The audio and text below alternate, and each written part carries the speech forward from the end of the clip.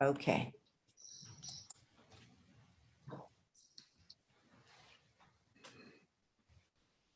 Guru Brahma, Guru Vishnu, Guru Devo Maheshwaraha, Guru Sakshat Parabrahma, Tasmai Sri Gurave Namaha. Om Shanti Shanti Shanti. Okay, so this will be the final talk for now on this subject of the three states. So what I wanted to do, since these concepts about the states are so unfamiliar and so radical, that I thought I would quickly point out the unique teachings about this examination of our experience of waking, dream, and deep sleep. One of the most important insights is to see that the waking world, my waking world, has no independent existence apart from my waking state. That they're concomitant, that it is only when there's the waking state that the waking world appears. Independent of the waking state, there is no waking world. Now, this flies in the face of common sense. Everybody believes that there is a world in which I am an individual and I am having waking, dream, and sleep, but that doesn't affect the world. Whether I'm awake or asleep, the world continues. But when we look at it from the point of view of experience, we can intuit the fact that I've never experienced the waking world independent of my waking state. When the waking comes, the waking world appears. In that waking world, I appear as an individual with a body, senses, and mind. And with that body, senses, and mind, I'm knowing the objects in the world. With my body, mind, and senses that's appearing in this waking state, I can't see the state. The senses can't perceive the waking state. They perceive colors and forms. The mind can conceive of things, but the state is not known by the mind, because the mind is also something that appears in the waking state. That which makes the mind itself known, that's appearing in the waking state, that intuition by which we know the states, it's on the basis of that experience. What experience? That the states cancel each other equally. Whenever there's one state appearing, the other states are not appearing. When sleep is there, there's no waking or dream. When the dream is appearing, there's no waking. Not only is there no waking when the dream is appearing, the world that was appearing in that waking is also non-existent. The states cancel each other, and the world that appears in those states are also canceled mutually. The only way to know this fact is through your own experience.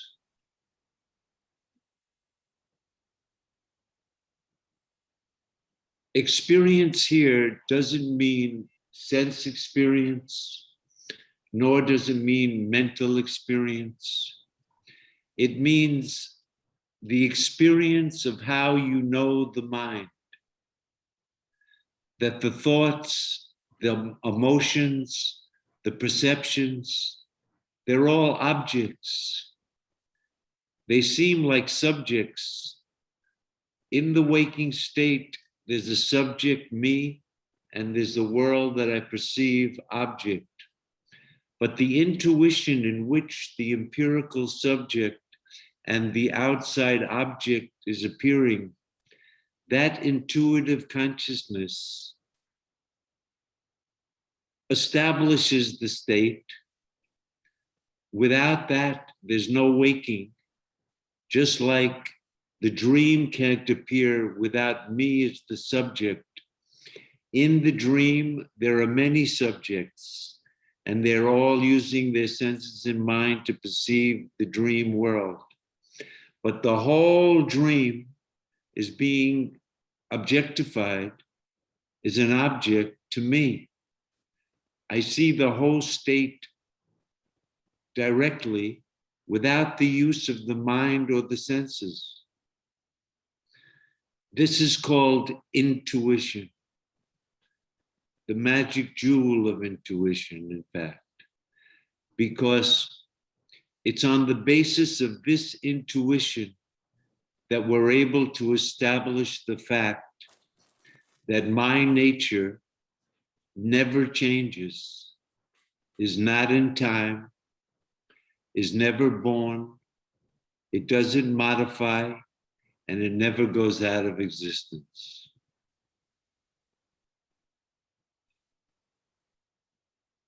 So what I'd like to do is to read a few portions, or at least the headlines, of some of the introductory section of this book, The Magic Jewel of Intuition.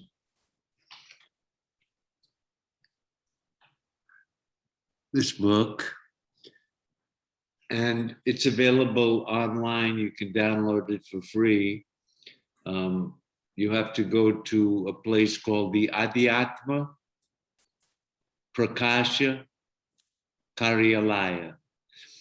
It's hard to spell that properly.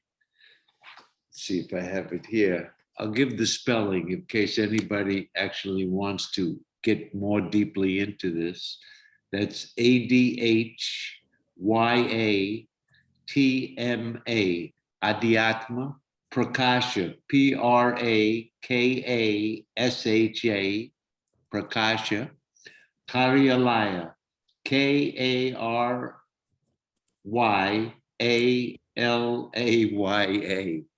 I'll put it up here. If you can see the spelling on the bottom, Adhyatma Prakasha Karyalaya, you can download this book.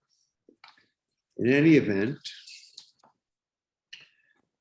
what I like to do is just hit upon some points that are headlines here, kind of.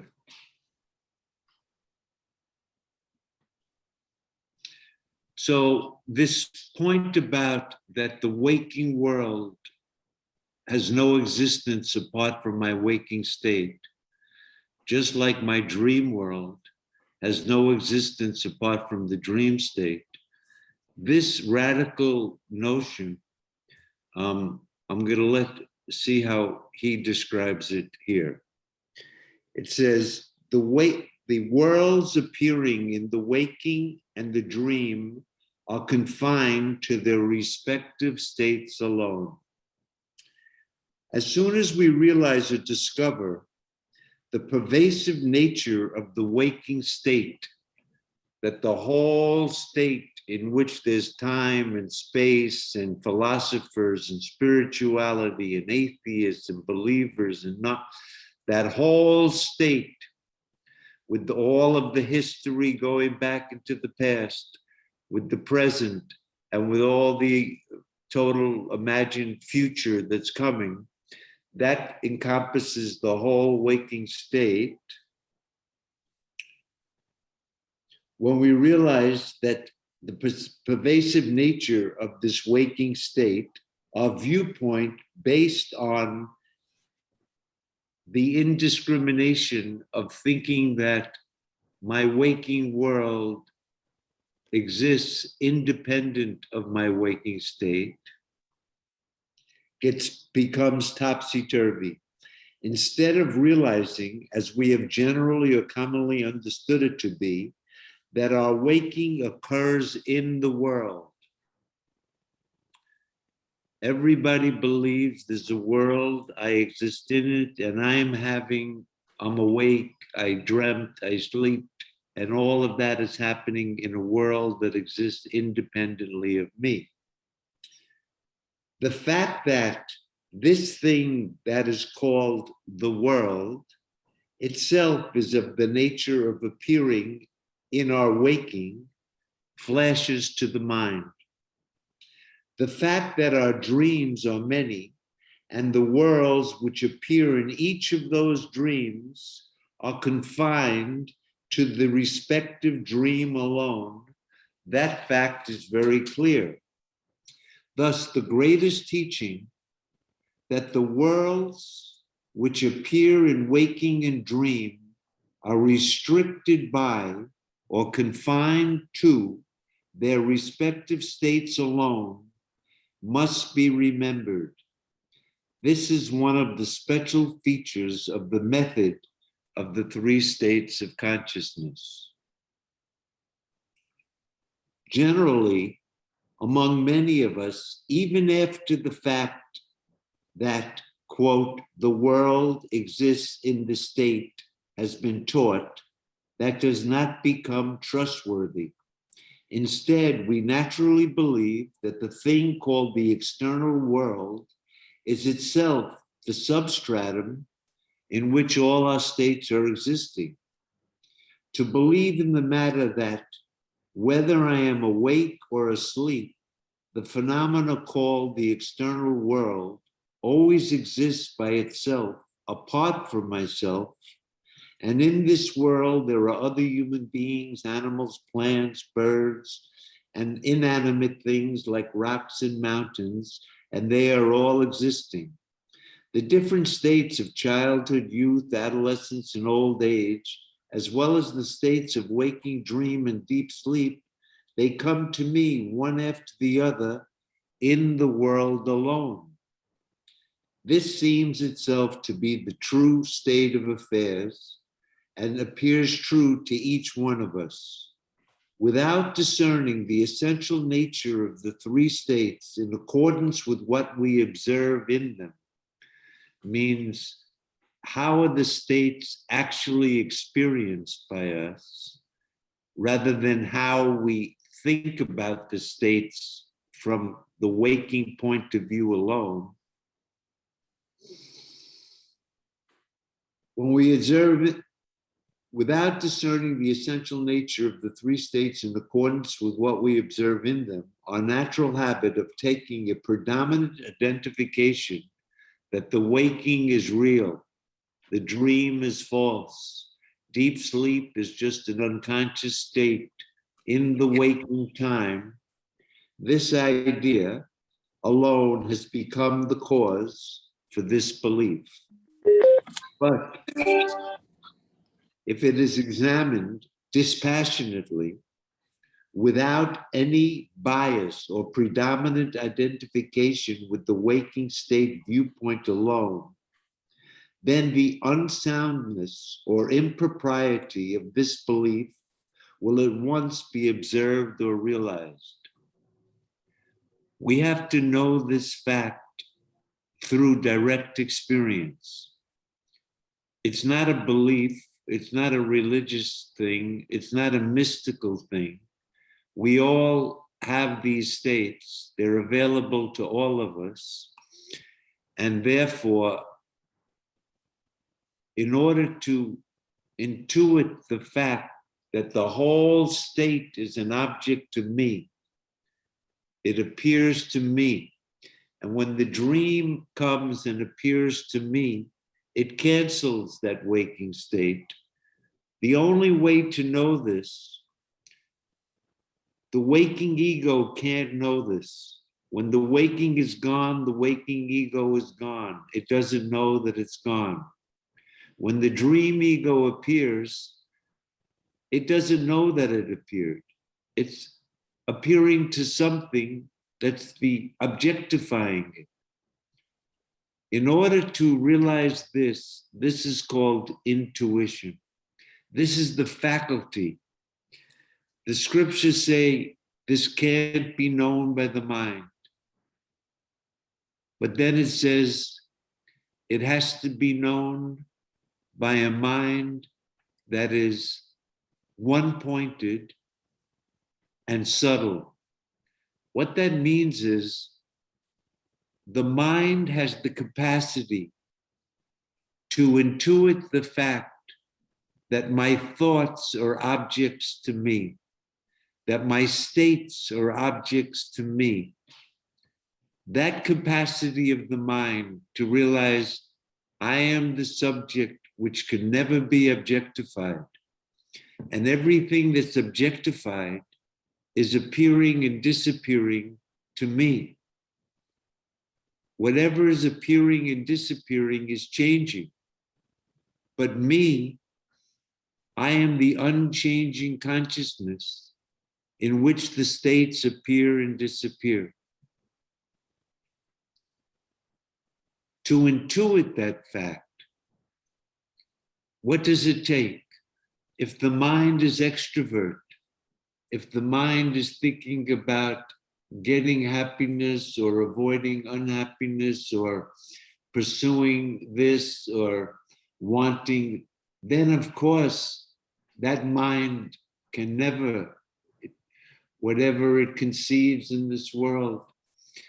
But the intuition by which we know the whole state, and we have that capacity, when the mind turns in, antarmukhi, when it turns in, when it's not jumping from object to object, but turns back to the witness and takes its stand in the witness and intuits the fact that I am the light in which the states are appearing. It's in my light that waking and dream appear and disappear. And whether they appear or disappear, the light of myself, that eternal consciousness, which is always present, never changes. We can intuit that fact. How? The mind has to become introvert and subtle and pure.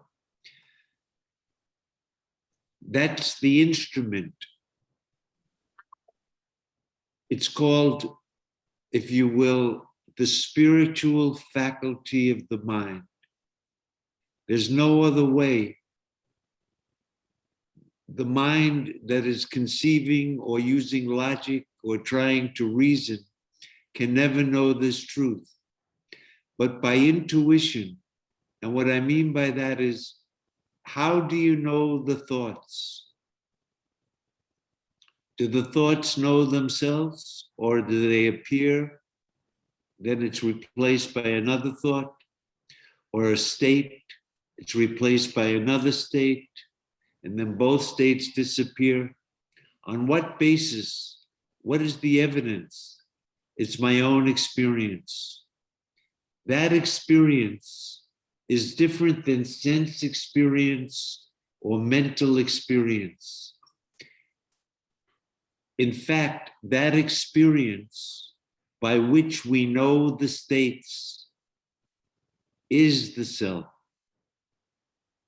That unchanging intuition, that unchanging experience, which is always present, that is aware of the dream.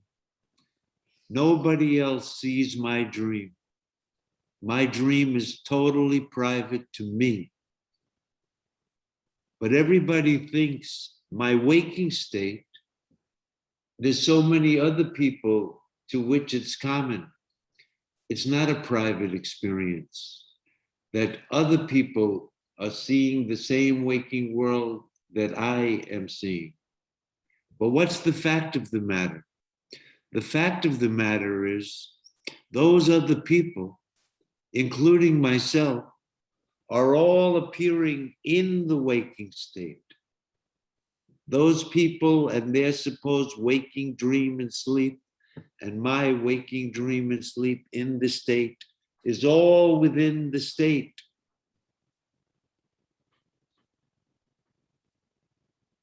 This intuitive perspective about the states, instead of beginning with that the waking is the real, dream is false, and deep sleep is unconscious, which is how every philosopher, every other philosopher except what I'm talking about, takes the waking as the primary real thing.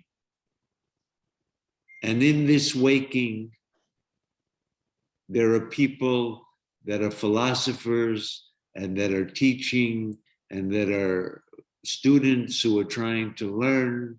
And there's a teaching about non-duality, and there are gurus who teach it, and there's a teaching. All of that is in the waking state. But the waking is just like a dream in three senses. It has a beginning and an end. When this deep sleep came, the waking ended. When the deep sleep ended, the waking began. It has a beginning and an end. It comes and goes, and it's an object. It appears, the state appears, and the question has to be, okay, it's appearing to who? The state is appearing to me. That me, to whom the whole waking state is appearing, is the only consciousness in which the state is appearing. So just like the dream is private, I'm the only one who's aware of the whole dream. I'm the only one who's aware of the whole waking. It's not that waking is common to many and the dream is private to me. That's from the waking point of view. But from the point of view of intuition, we can see that the waking is just like a dream. In fact, it's only when we take that perspective that we can see the equality, the exact sameness. They're both objects, they both come and go, they cancel each other equally, and therefore they're both unreal. That which changes can't be real. That which appears and disappears can't be real. But that consciousness in which they appear and disappear, and which never changes, because when I say the states appear and disappear, we shouldn't think that the states appear at a particular time. Time is in the world, the waking world, that is in the state, but the state is not in time. It doesn't begin in time. Why? It's just an appearance. In the world, appearances begin at a particular time. When I saw the rope, I took it as a mistake. When? At 9 o'clock. But when did the waking state appear? You can't look at your clock and say it started at 9 in the morning, because that time is already within the waking state. When did the dream appear? If you say 9 o'clock, you make it an event in the waking. When you look at the states without the bias of the waking and from the intuitive point of view, that means the mind has to use that spiritual faculty you know, it's not a question of how smart you are. It's not an IQ that the very intelligent people, they can know this and people less intelligent can't. Because it's not an intellectual understanding. In order to understand this, the senses are of no value. Logic is of no value because they're all in the waking state. We have to use this faculty that allows us to objectify the subject and the object. In the waking, I'm the knower, the world is known.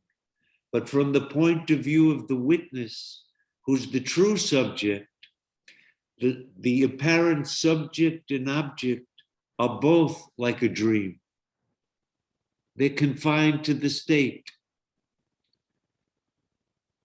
And because time and space are in the states are not related in the sense that first there was waking, and then came a dream, and then came sleep. Deep sleep, there's no time. Only when you look at it from the bias of the waking, you say, I slept for such and such. But from the experience of deep sleep, you're not aware of the waking, you're not aware of the dream.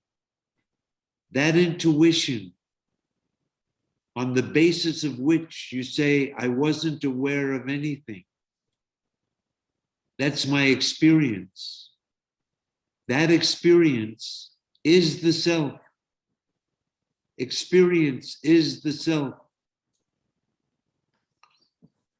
All the other experiences that I'm a knower, that I use the means of knowledge, and there are objects of knowledge, all of that requires the consciousness as the basis. Just like in the dream, there's a knower, he knows something, and there's something known. But from the point of view of the witnessing consciousness of the whole dream, what you took to be the conscious and the rocks and the mountains is unconscious. None of it had any consciousness. I am the one consciousness that appeared as the knower and the knowing and the known. In deep sleep, I am timeless awareness. What time did the waking come? It doesn't begin in time because it's just an appearance. In fact, all that really exists is deep sleep. What you call waking is deep sleep. Deep sleep is consciousness without any object. When the waking appears, it can't appear independent of that consciousness.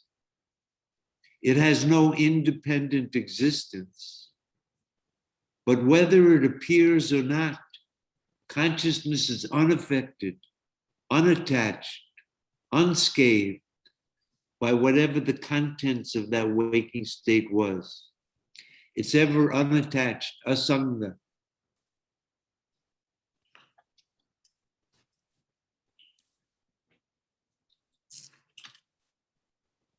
Generally, many among us, even after hearing this fact that the world exists in the state has been taught, it does not seem to bring conviction.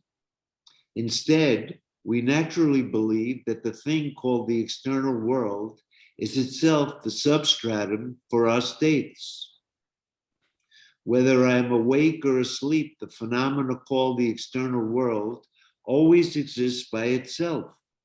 Apart from myself, in this world, there are so many other human beings, etc., and they also are having waking, dream, and sleep.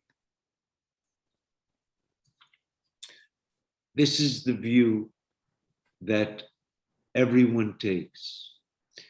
And once we take the waking point of view, then I'm an individual in the world, and I'm suffering, and I want to get out, And then there are people who say, well, you don't know the self and you're ignorant. And if you come to know the self, you'll be free.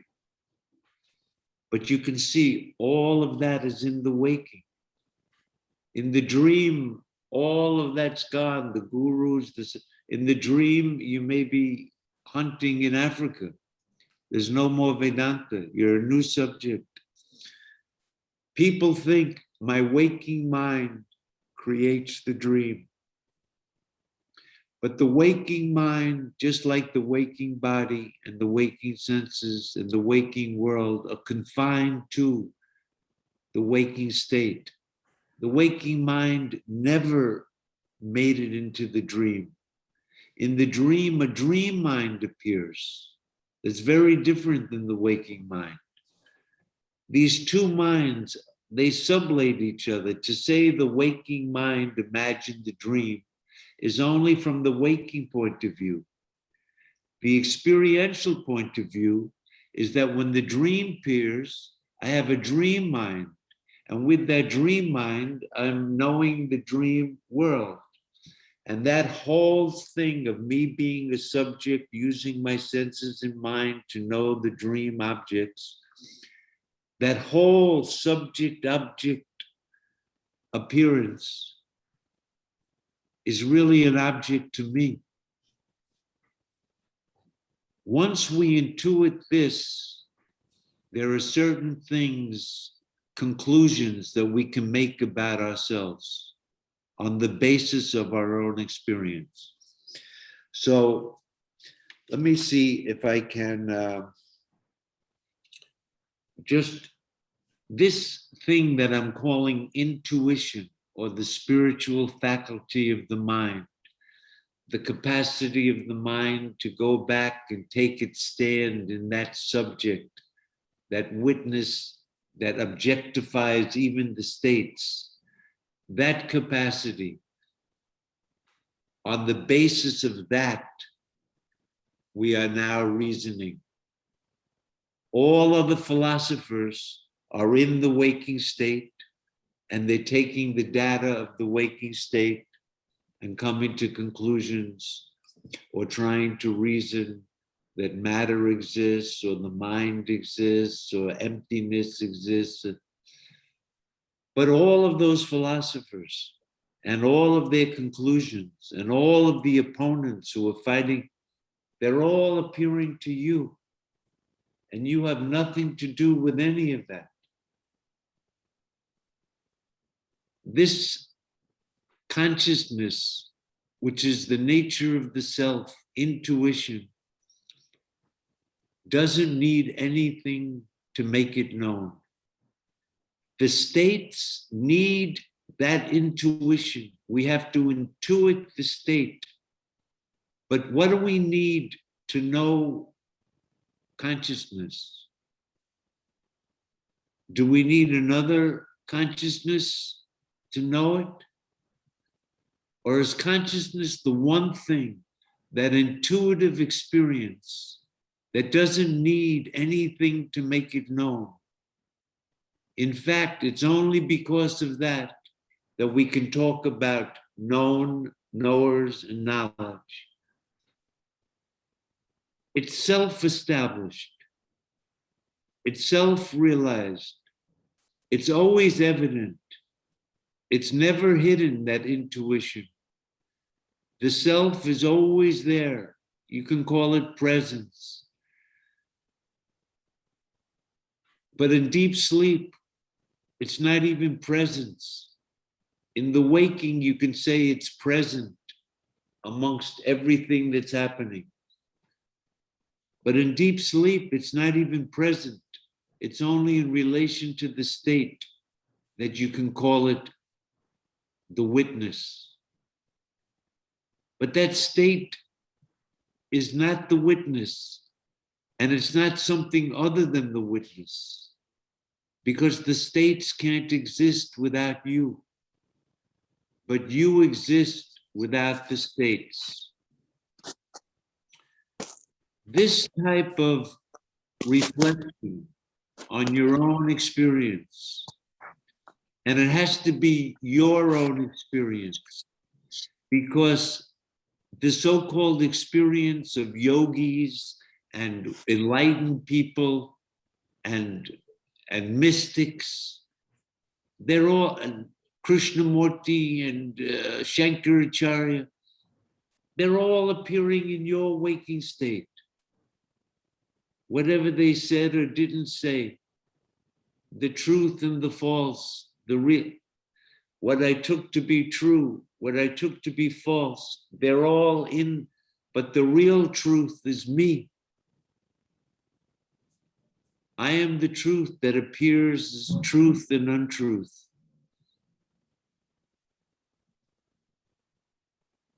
When we intuit that fact, that removes the idea that I'm an ego that was born in a world, in a little corner of an infinite universe that's here for a moment of time. And now I see myself timeless, limitless, unchanging, free from desire.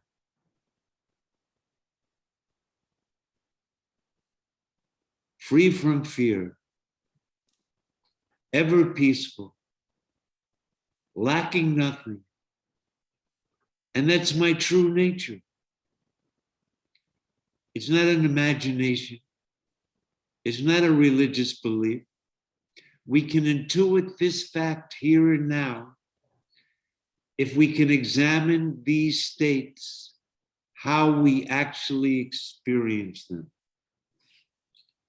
So let me read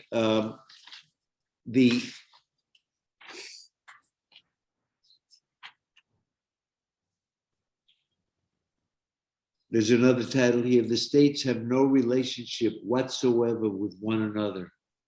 Everyone thinks the waking causes the dream, and the sleep is an interval in the waking time series. But in fact,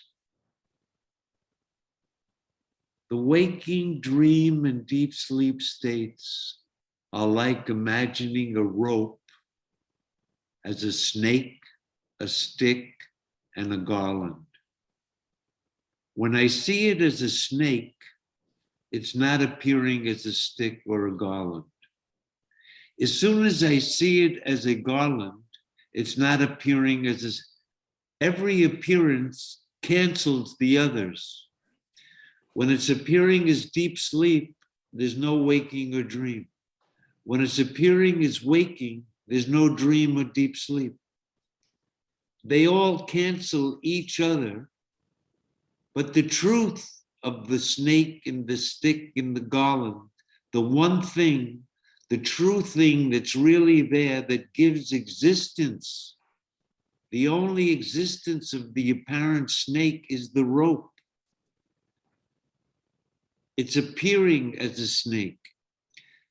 The snake, the garland, and the stick all appear differently, but there's no relation between a snake and a stick and a garland. The waking and the dream and sleep appear as though they're different, but there's no relationship between them. No time relationship, no space relationship. The states are not in one time series because time is in the state, nor do the states exist in space where you can say waking, dream, sleep in juxtaposition. They cancel each other, just like the snake, the stick cancels the snake. But when you know the truth, it's only a rope. Even though it was appearing as a snake, it's only a rope. Even though it appears as waking, it's only consciousness. The only reality of the waking is you. It can't exist apart from you. It has no existence in you. It's not a second thing to you.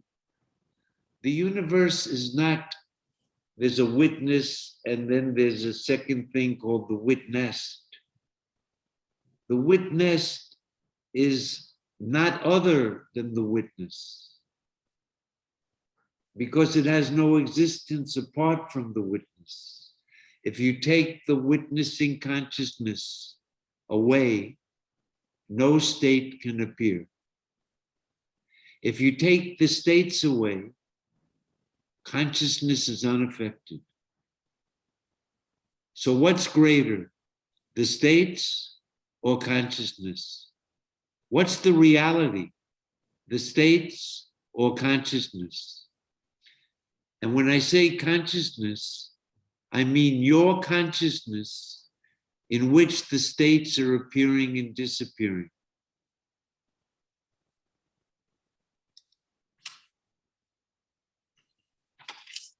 The states have no relationship. It is only when we take this intuitive perspective regarding the states, as opposed to I'm in the waking world, I'm an individual in the world, and I'm trying to be happy. There's no way out. It's only when you take refuge in your true nature, in that unchanging, timeless, immortal self, that the duality comes to an end. Anything you do in the waking, no matter how much you try, you can't put an end to the suffering. But as soon as you intuit the fact that I am the unchanging consciousness, that's the only reality. Why am I the only reality? Because I'm the only thing that never changes. I can't think it away. I can't negate it. The states negate themselves. But myself, I can't think it away. Because in order to negate it, that consciousness has to be there to say, it's not, it is, it's not, maybe, I doubt it. That consciousness has to be there. The one thing that can never be negated, that's present at all times, is yourself. The only way to realize this is through intuition. Through the senses and the mind, there's no way to know this. Yad vacho anavartanteya prapya manasa saha. That which words, having failed to reach, whatever word you use for that intuition, even the word intuition, is just a concept that's appearing in that intuition. You can deny the word intuition. You can deny the concept intuition, but you can never negate intuition. The word, the concept, yes, but the intuition in which the words and the concepts are appearing and disappearing is never negatable. You can't think it away. This is the ever-present eternal nature of the self. Those people who have the capacity to turn their minds inward and look at the states dispassionately, they can intuit this truth. I'm just going to sum it up.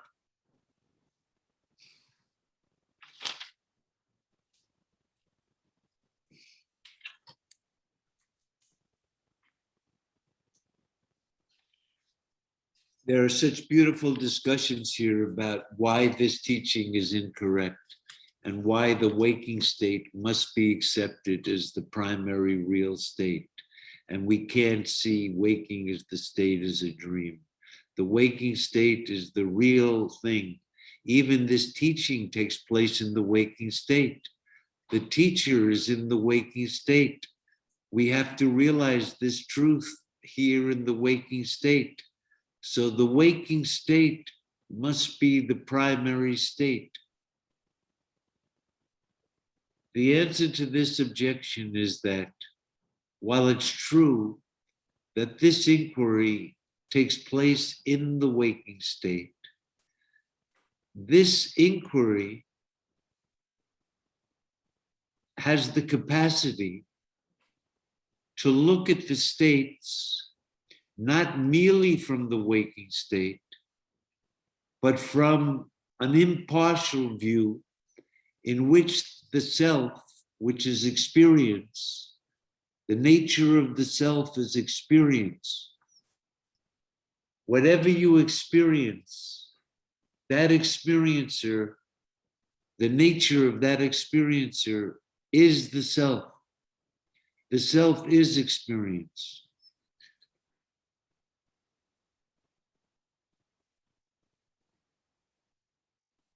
Only by intuition we can know this fact, that the states are intuited. We don't know the states through our senses of mind. We see it directly. That direct intuition by which the whole state appears to me. This is the only way to transcend the state. As long as you're in the state, then, oh yeah, I don't know the self. I'm going to inquire into the self. Who am I? Who am I?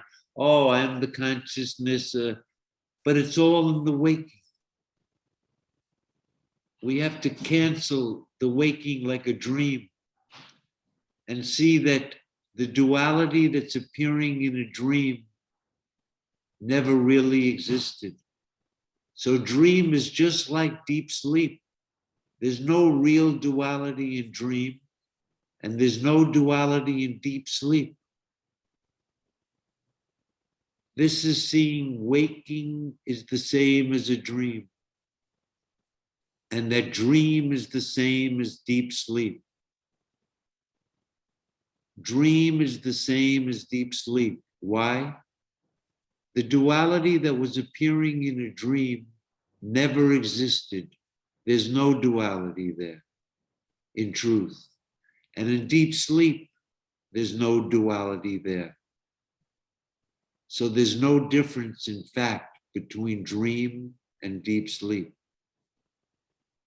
So when you've merged waking into dream and dream into deep sleep, what's the meaning of deep sleep when there's no waking or dream? Deep sleep is the self. There's no second thing to it. It's the one unchanging reality.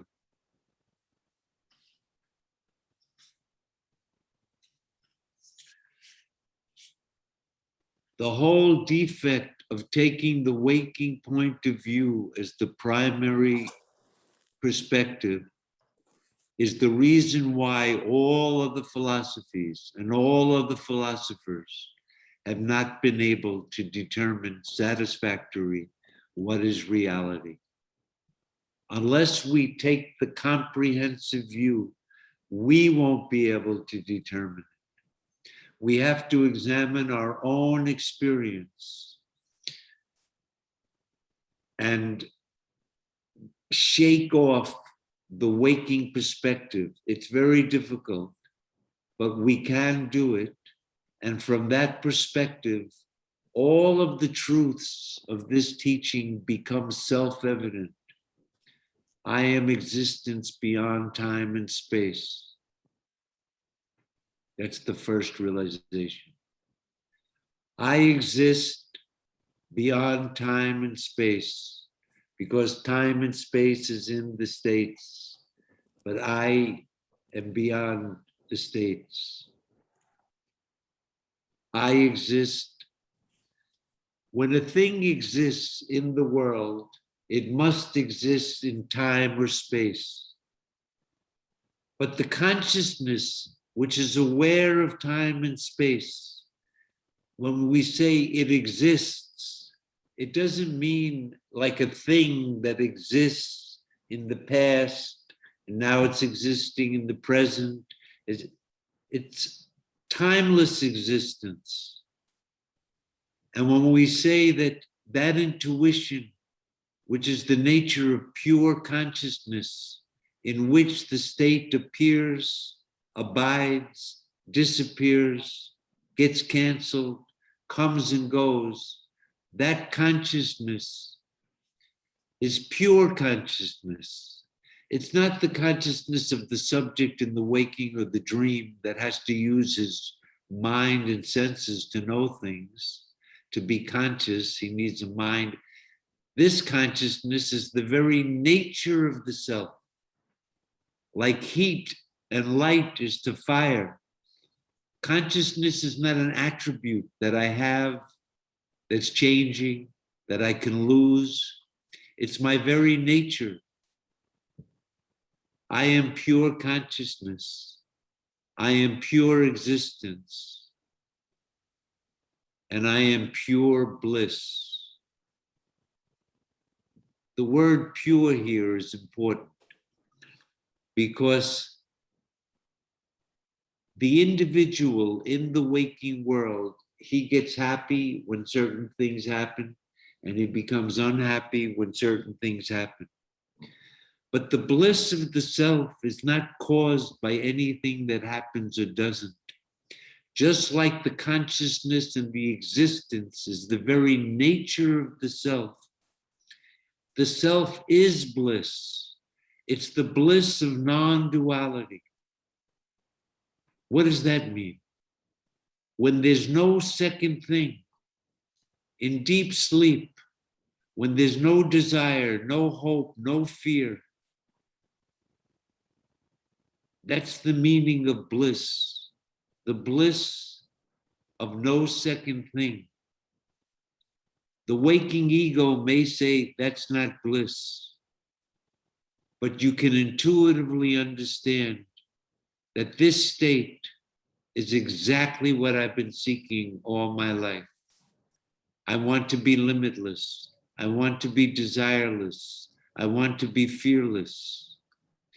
This self, whose very nature, that can never lose that, is pure bliss. Sat Chit Ananda. It is only when we take the three states comprehensively, and it's only this teaching that does that, that we can intuit these facts in our own experience. So, I feel that I've just touched the surface of this. I've just tried to give you a little taste of what this perspective might be like and how to adopt it. When you came to this class at 7 o'clock, the mind must have been filled with a million different things in the state. What should I do? I have to prepare dinner after dinner. This type of thinking is so subtle, so introvert, that it's very hard to adopt. Agraya Sukshmaya, a one-pointed introvert, that spiritual faculty of the mind is what we have to exercise. That's the spiritual journey. It's not, there's no other faculty by which we can realize this. We have to intuit the truth of this directly, immediately. That self, which is direct and immediate. It's not through some instrument that we know it indirectly. The self is known without any intermediary. It's self-known, and everything else is known in the light of yourself. I'm going to end it with that, and we'll leave 5 minutes for questions. So, once again, it's a big book, and what I've done is I've scratched the surface. If you read the book, it'll tease your mind in many subtle ways that I didn't touch. And the more you read it and think about it, you'll understand what a unique and wonderful approach this is to determining what is ultimate reality. It's myself. That's the beauty. And in the end, you'll realize I'm the only reality. There are no states. The waking is the self. The dream is the self. They're nothing other than the self. Only the self exists. That's called Advaita. Okay. Does anybody have any questions, comments, or reflections upon what I've been saying? Unmute yourself and feel free to hop in.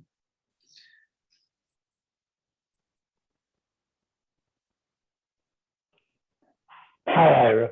When you realize the self, do you still see the waking state, or do you become deep sleep? You don't become deep sleep. You are deep sleep right now. That's your eternal nature. The self is the one reality. It never saw any state. It's not aware of anything.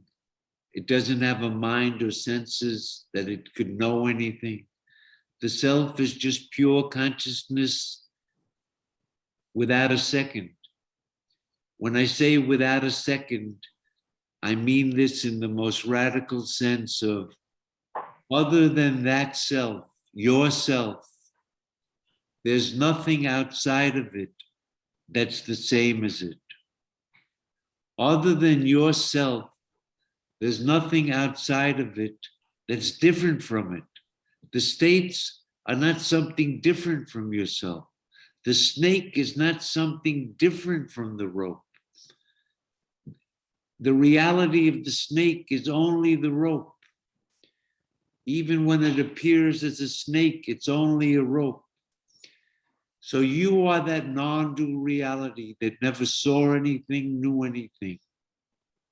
That's called liberation. That's your eternal nature. If you intuit that fact, I am that, then you realize I never saw anything, I'm not seeing anything now.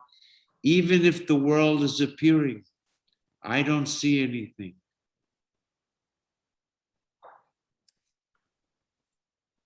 So to realize the truth of the self, that it's one without a second, it never saw anything, it's not seeing anything now, it never will see anything. Not only that, nobody ever realized that self. All the people in the waking state that were trying to realize it, the people that didn't realize it, the philosophers, none of them existed. Nobody ever knew the self. And nobody was ever ignorant of the self. Because the final truth is only the self exists. So the question, what happens after you realize the self, is only that nothing happens, because you are always that. Whether anything appears or not, you are always that. You never saw the appearance. You're not seeing the appearance now. Even if it appears as though I'm a seer, there's a world that's seen. In truth, I never saw the world. I am that. I am that truth that never sees anything, that never feels anything, that never knows anything, that never has to remember anything, that never forgets anything. That is my eternal nature. That's called self-realization. After that, duality ceases. What I mean by that is, even if the snake appears, there's no second thing. I don't know if that clarifies your question, but it's a very subtle point and you have to think about it. If you examine your state and realize I'm the witness of the whole state, And that state has no existence apart from me. I'm the only reality. If I'm the only reality, I never saw anything. That's my true nature. I'm one without a second. I am like deep sleep. How I was in deep sleep is how I am right now, because my nature can never change. If it was changing, it wouldn't be my nature.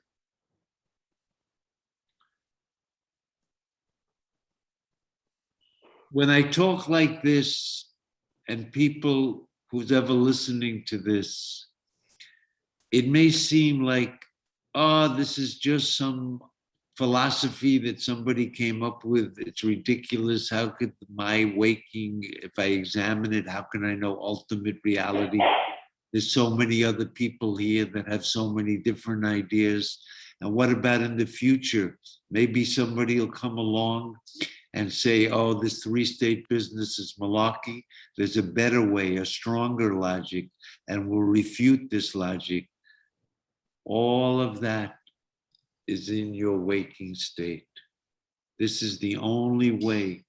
When you take that I'm the witness of the whole state, then nothing can ever falsify that. No doubt about that, because all the doubts are in the state. But the witness of the state has no doubts. It doesn't, we can doubt anything other than ourselves. Is the waking real? Is the waking unreal? But the consciousness in which it appears is indubitable. If you say, I doubt my consciousness, you have to be conscious to doubt it. So this is the type of reflection. You can see the mind has to become very introvert. All of the spiritual practices is only to facilitate this introversion of the mind. Merely by introverting your mind, you'll never know this truth. But if you introvert your mind and you hear this teaching, you can verify it in your own experience. Merely a pure mind is not going to bring you this knowledge. There have been many Buddhists and Christians, and they've all purified their mind, lived moral lives, practiced meditation. No amount of purification can you realize this truth, that I'm the witness of the whole state. But once it's pointed out to you, immediately it flashes to your mind, this is my experience. And that in fact, my waking is just as private. Nobody sees my waking. It's not a common state. Just like the dream is not a common state. I'm the only witness of the states, and the world is in the state. The state is not in the world. A very difficult concept to appreciate. Any other questions?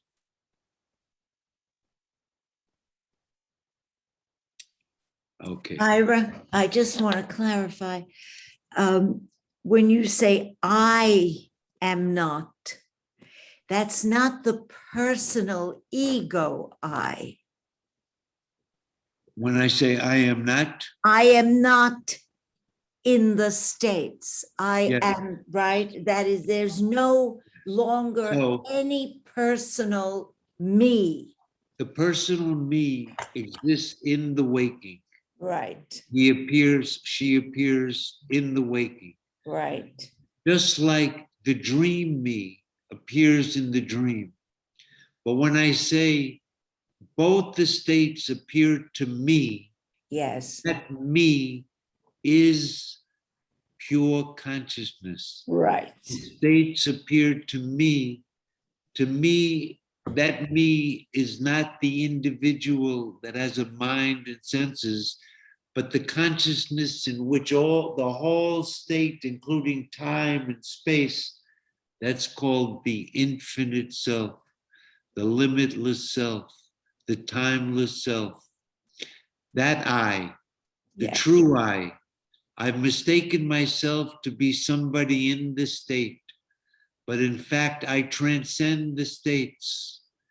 The states have no existence apart from me, but I exist regardless of whether they appear or not. To intuit that fact, it's a fact. It's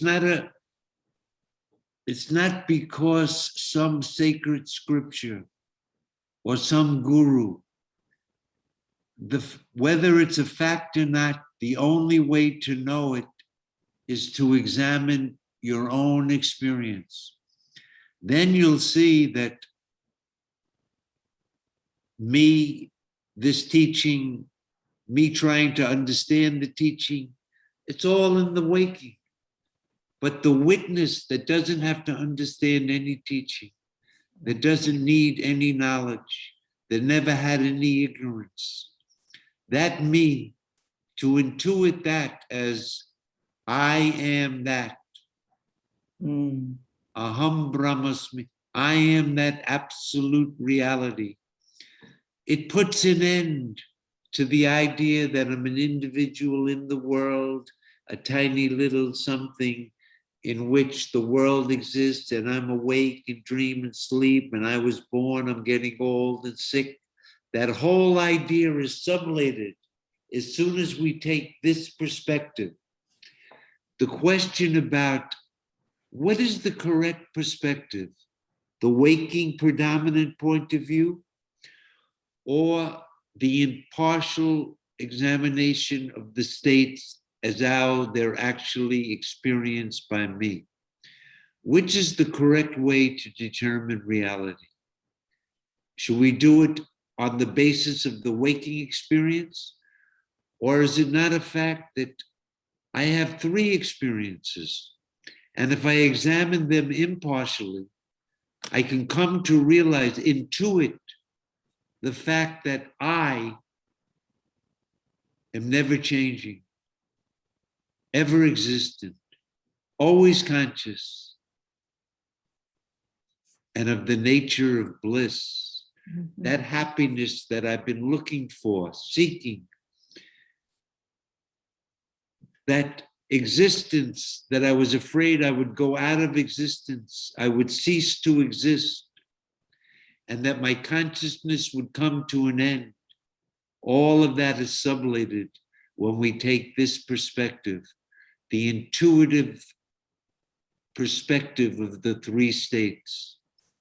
It's not an imagination of the waking mind. It's the actual experience of how we directly experience the states.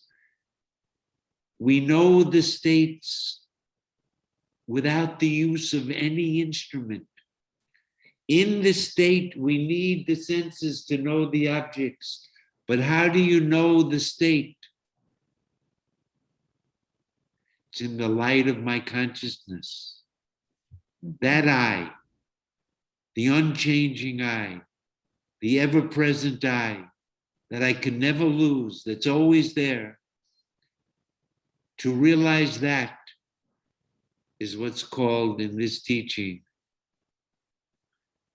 liberation. Mm-hmm. You're always liberated. But because we took the waking point of view as the reality,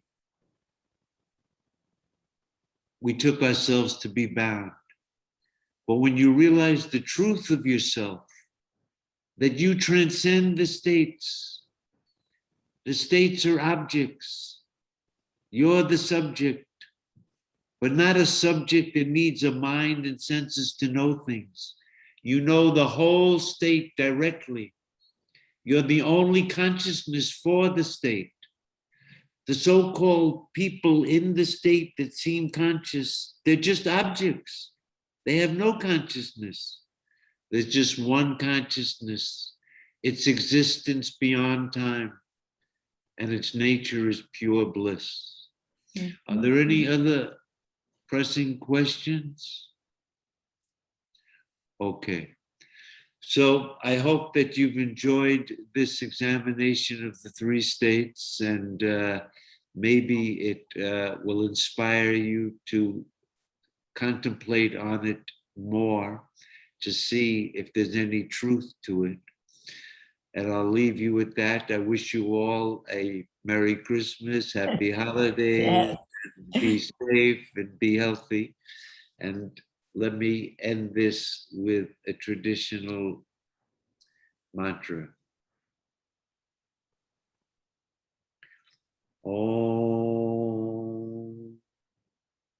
Purnamada Purnamidam Purnat Purnamudachyate Purnasya Purnamadaya Purnameva Vashishyate.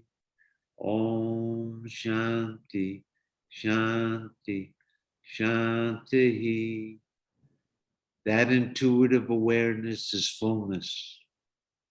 This appearance is not different than that fullness. From that fullness, this fullness appears. If you take this fullness away, fullness alone remains. Om, peace, peace, peace. Hari Om. I'll see you Hari Om. all again. Hari Om. I'll talk to you. Hari Om. after. Yes, yes. Okay. Thank you, Ira.